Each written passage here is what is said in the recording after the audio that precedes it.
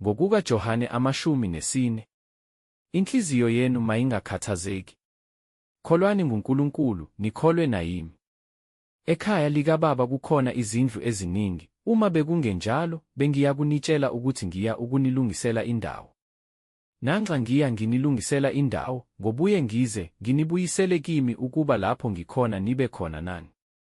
Nalapho ngiya khona niyayazi indlela. UThomase wathi kuye, Nkosi, asazi lapho uya khona, siyazi kanjani indlela na?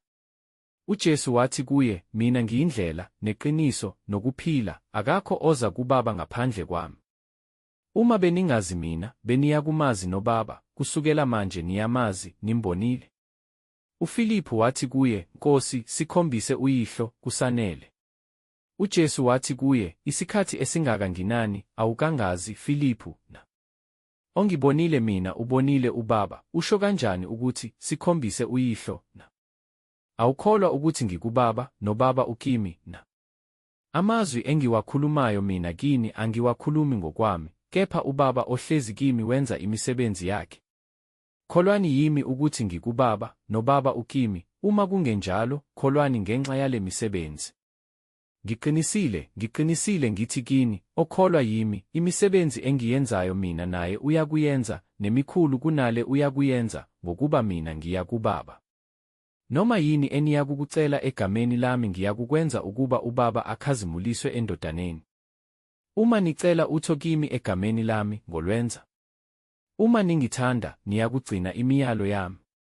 Ngiyakucela kuBaba aniphe omunye umduduzi wokuba ahlale kini phakade, umoya weqiniso, izwe elingemamukele, ngokuba lingamboni, lingamazi, nina niyamazi yena, ngokuba uhlala nani, uyakuba kini.